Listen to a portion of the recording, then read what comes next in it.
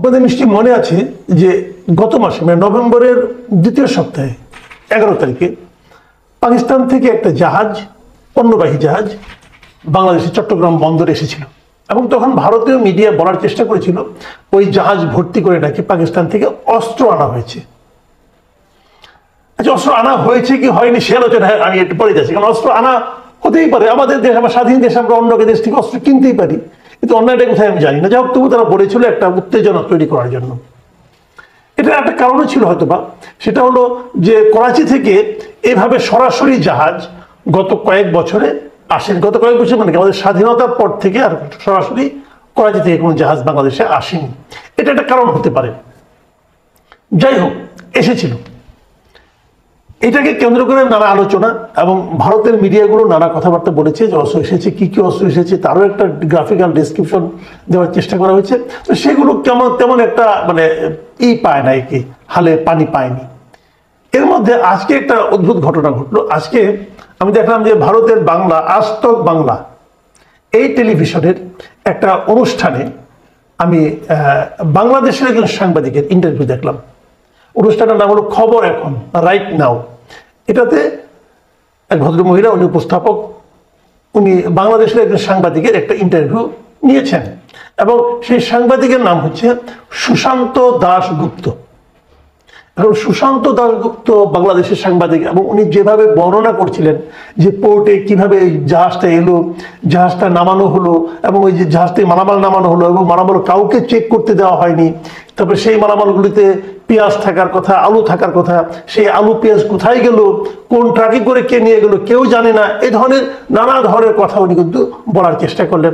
আর ওদিক দিয়ে উপস্থাপিকা যিনি ছিলেন তিনিও বেশ খুঁটিয়ে খুঁটিয়ে জানতে চেষ্টা করলেন এবং এই বলতে বলতে সুশান্ত দাশগুপ্ত এক পর্যায়ে বললেন যে বন্দরের কয়েকজন অফিসার নাকি ওটা চেক করতে চেয়েছিল যে কন্টেনারগুলিতে কি আছে, কিন্তু তাদেরকে চেক করতে দেওয়া হয় নাই। এরকম অনেক অফিসারকে নাকি গুম করে ফেলা হয়েছে। যাদেরকে গুম করা হয়েছে তারা কোথায় আছে কেউ জানে না, তার ফ্যামিলিও জানে না। এখন তার ফ্যামিলি একটা মহা আতঙ্কে আছে, তারাও মুখ খুলতে চায় না এবং পুরো দেশে একটা এখন আতঙ্কের মতো পরিবেশ বিরাজ করছে এবং কেউ প্রশ্ন করলে তাকে গুম করে ফেলা হচ্ছে, মেরে ফেলা হচ্ছে। এই ধরনের নানা ধরনের কাহিনী এই সুশান্ত দাশগুপ্ত সাহেব বর্ণনা করলেন। তো মধ্যে কথা যেটা এবং উপস্থাপিকাও বারবার বললেন, যদি সেখানে আলু এসে থাকে, পেঁয়াজ এসে থাকে, সেটা কোথায় গেল, সেটা তো বাংলাদেশের বাজারে দেখা যাচ্ছে না, কে নিল, কোথা থেকে নিল, এই ধরনের নানা ধরনের প্রশ্ন। তো আমি এই বিষয়টা জানার চেষ্টা করলাম যে সুশান্ত দাশগুপ্ত আসলে কি এই ধরনের কোনো সাংবাদিক এ কথাগুলি বলেছেন, কারণ বলা সম্ভব না, আমার বিবেচনায় সম্ভব না। কেন, আমরা তো সবাই জানি, এটা নিয়ে অনেক আলোচনা কিন্তু এর মধ্যে হয়েছে যে এখানে আসলে কি এসেছিল, এটা সবাই জানে। বাংলাদেশে অনেকে বলেছিল যে ওই সময় যে জাহাজটা এসেছিল MV ইউয়ান জিয়ান ফা ঝং নামে যে জাহাজটা, সেটা করাচি থেকে দুবাই হয়ে চট্টগ্রামে আসে, এটা সবাই জানে, এটা আলোচনা হয়েছে এবং সেখানে কি কি ছিল সেটাও ডিটেইলে জানা গেছে এবং এটা কেন এসেছিল তাও বলা হয়েছিল যে এর আগে পাকিস্তান থেকে পণ্য আমাদের এখানে প্রায় আসে এবং এটা নতুন কিছু না। পাকিস্তান থেকে প্রচুর পণ্য আমাদের দেশে আসে এবং সেগুলো আগে আসতো তৃতীয় দেশ হয়ে, মানে পাকিস্তান থেকে আরেকটা দেশে যেত, যেমন মালয়েশিয়াতে অথবা শ্রীলঙ্কায় অথবা সিঙ্গাপুরে, এখানে যেত, যাওয়ার পর সেখানে সেই পণ্যগুলো নামানো হতো। নামানো হওয়ার পর বাংলাদেশ দিকে আসা কোনো জাহাজে সেগুলো তুলে দেওয়া হতো এবং সেভাবে বাংলাদেশে আগে আসতো। এটা আগে নিয়ম ছিল, কিন্তু এবারই প্রথম পাকিস্তান থেকে আসতো। এতে লাভ হবে ব্যবসায়ীদের, লাভ হবে আমাদের। এই কারণে লাভ হবে, একবার এক জায়গায় একটা বন্দরে নামিয়ে তারপর সেখান থেকে আবার নতুন করে আপলোড করে আনা, এটা অনেক খরচ বেড়ে যেত। এখন খরচটা কম হবে, যে জিনিসগুলো আসবে সেটা বাজারে কম মূল্যে পাওয়া যাবে, হিসাবটা কিন্তু খুব ক্লিয়ার, আমদানিকারকরা খুশি। এবারই প্রথম এই জন্য সরাসরি আসলো, বাংলাদেশের সঙ্গে পাকিস্তানের সম্পর্ক ভালো হয়েছে বলে আসলো। এখন এটার মধ্যে অস্ত্র এসেছে না কি এসেছে সেটারও কোনো অবকাশ নেই। কেন, তখনই বলা হয়েছিল এবং সেটা ব্যাখ্যাও দেওয়া হয়েছিল গভর্নমেন্টের পক্ষ থেকে কি কি আনা হয়েছে। আমি আপনাদের বড় লিস্টটা আরেকবার, আপনারা জানেন তবে আমি আরেকবার বলি, সেখানে যা যা এসেছিল তার সবই ছিল শিল্পের কাঁচামাল এবং ভোগ্যপণ্য। এইসব পণ্যের ওজন ছিল ৬,৩৩৭ টন এবং পাকিস্তানের 18টা রপ্তানিকারক প্রতিষ্ঠান এই সমস্ত পণ্য বাংলাদেশের জন্য সরবরাহ করা হয়েছিল। কি কি ছিল সেটা আমি আপনাদেরকে একটু বলি।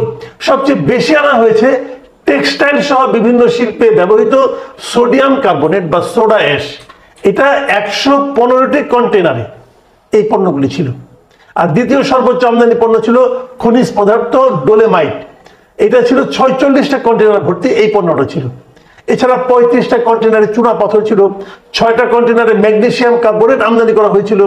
এবং আমাদের যে কাঁচ শিল্প আছে না, এই কাঁচ শিল্পের জন্য ভাঙা কাঁচ, এটাকে র মেটেরিয়াল, এটাও আনা হয়েছে 10 কন্টেনার ভর্তি করে। তাছাড়া পোশাক শিল্পের জন্য আপনার কাপড়, রং, এ সমস্ত এসেছে 28টা কন্টেনারে। তো এগুলো কারা আনছে আমাদের এখানে? যে Akij glass factory, Nasir float glass, Pacific jeans, x ceramics, square pharmaceuticals, এই সমস্ত প্রতিষ্ঠানে কিন্তু এই পণ্যগুলি আমদানি করেছে। মানে কারা আমদানি করেছে গোপন টোপন কিছু না, সবাই জানে কি করেছে। হ্যাঁ, এখানে কিছু ভোগ্য পণ্য এসেছে। ভোগ্য পণ্যের মধ্যে পেঁয়াজ এসেছে। পেঁয়াজ এসেছে হলো 22টা কন্টেনার ভর্তি পেঁয়াজ এসেছে। এবং এই 22টা কন্টেনারের মোট পেঁয়াজের পরিমাণ ছিল 611 টন। আর এর বাইরে 14টা কন্টেনার ভর্তি এসেছিল আলু, তার পরিমাণ ছিল 203 টন।